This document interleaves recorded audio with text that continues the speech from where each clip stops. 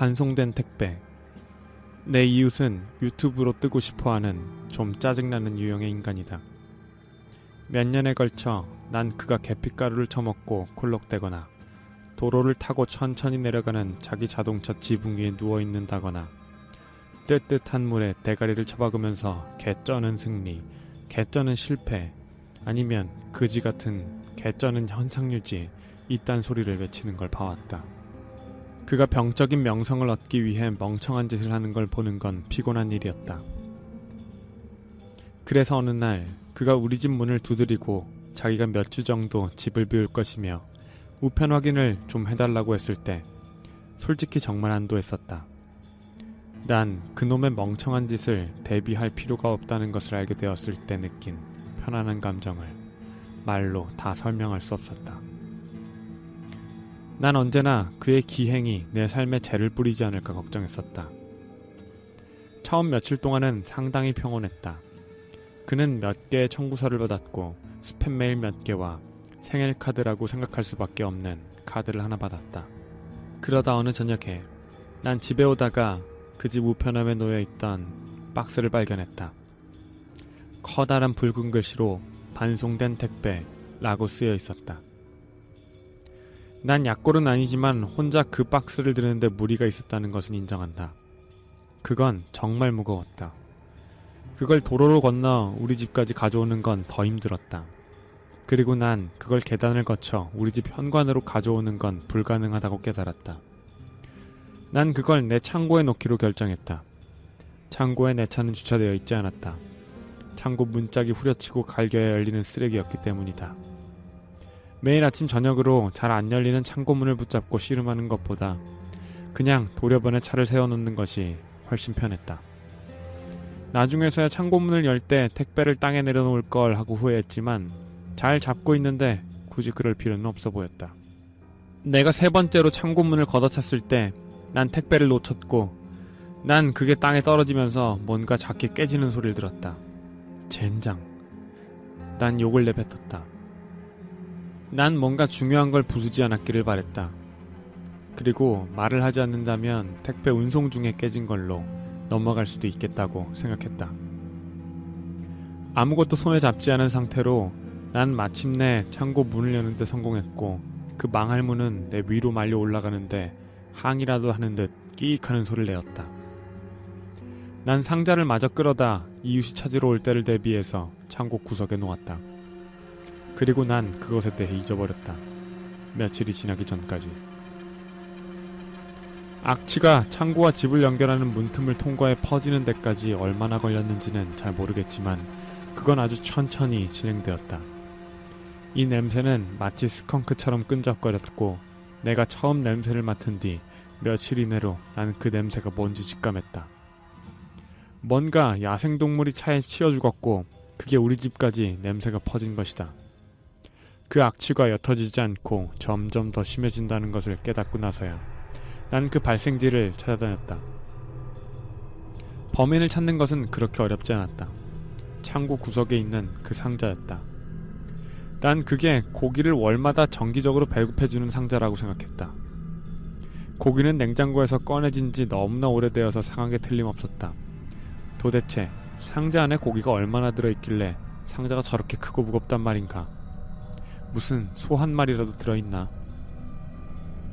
난 가위를 들고 코를 감싸진 채로 상자로 다가갔다. 상자마저 상해서 손가락으로 푹 찌르면 들어갈 것처럼 보여서 사실 가위는 필요 없었지만 난 내 손가락을 썩은 고기 국물에 담그고 싶은 마음이 없었다. 슬쩍거리는 상자 아랫부분 때문에 나는 상자를 열어볼 수밖에 없었다.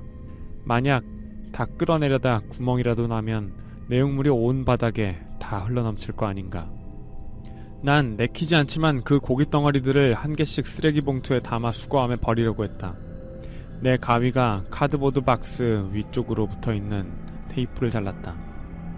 난 악취가 더 심해지진 않을 거라고 생각했지만 내가 박스 날개를 여는 순간 악취의 새로운 경지가 열렸다. 그건 불타는 오븐 문을 열어젖힌 것과 같았다. 다만 열기가 뿜어져 나오는 대신 오줌, 땀, 분뇨, 부패한 악취의 파도가 뿜어져 나왔다. 악취가 너무 심해서 난 비틀거리며 물러나서 먹은 걸 모조리 개원했다. 난 내가 상자 속에서 냄새와 함께 뿜어져 나오는 공포를 견딜 수 있었을 거라고 생각하지 않는다. 난 창고 문 밖으로 깨끗한 공기를 마시러 뛰쳐나간 게 부끄럽지 않다. 하지만 창고의 극히 짧은 순간 악취는 내 옷의 섬유 속에 베어들어서 나를 그림자처럼 따라왔다. 내가 시도한 모든 것이 내 코에서 냄새를 없애지 못했다. 탈취제나 마스크, 3번의 샤워와 옷을 바꿔 입는 것도 소용이 없었다. 창고 안에서 열려진 채로 상자가 방치되어 있는 1분 1초마다 악취는 내 집에 냄새를 남길 것이다. 난 이를 악물고 그것을 처리해야 했다. 난 다시 창고로 돌아왔다. 박스 날개가 열려져 있어서 나에게 들여다보라고 하는 듯했다. 난 집게로 코를 막고 쓰레기 봉투를 한 손에, 다른 한 손엔 내가 찾을 수 있는 가장 강한 탈취제를 들고 내 피부가 모든 간 안에 있는 것에 닿지 않도록 고무장갑을 낀 상태로 상자로 다가갔다. 그러나 그 안을 들여다본 순간 그따위 것들은 아무짝에도 쓸모없게 되었다. 난 상자 내용물을 만지거나 치울 필요가 없었다. 그러나 난 매일 밤 악몽에 시달려야 했다. 거기엔 고기가 있었다. 하지만 소고기나 돼지고기는 아니었다. 그딴 것보다 훨씬 더 나빴다. 거긴 내 이웃이 죽은 채로 들어있었다. 한 덩어리였지만 죽은 채로.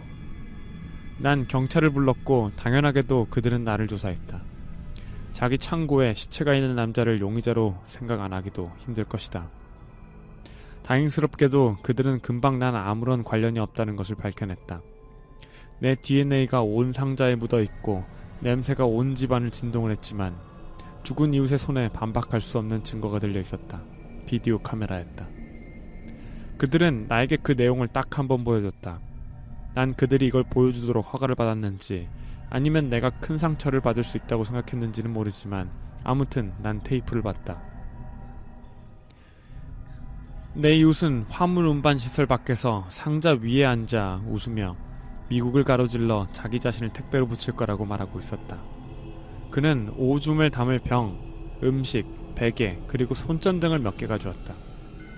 그의 친구, 이웃이 멍청한 짓을 할 때 가끔 와서 도와주는 걸 몇 번 본 적이 있는 그 친구가 입구를 닫고 짐작컨대 택배를 붙였을 것이다.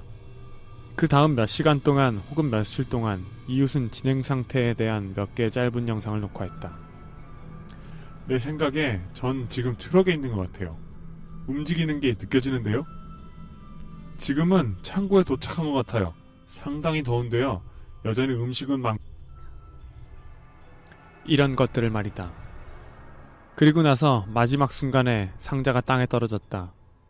그는 목이 부러졌고 그게 다였다. 카메라는 메모리 카드가 꽉 찼거나 배터리가 다 될 때까지 돌아갔다. 경찰이 나에게 비디오를 보여준 뒤 내가 말하지 않은 게 딱 하나 있다. 내가 죽는 날까지 날 괴롭힌 단 한 가지 사실. 상자가 흔들리고 그의 목이 부러진 바로 다음 난 내 창고 문이 열리는 익숙한 끼익거리는 소리를 들었다.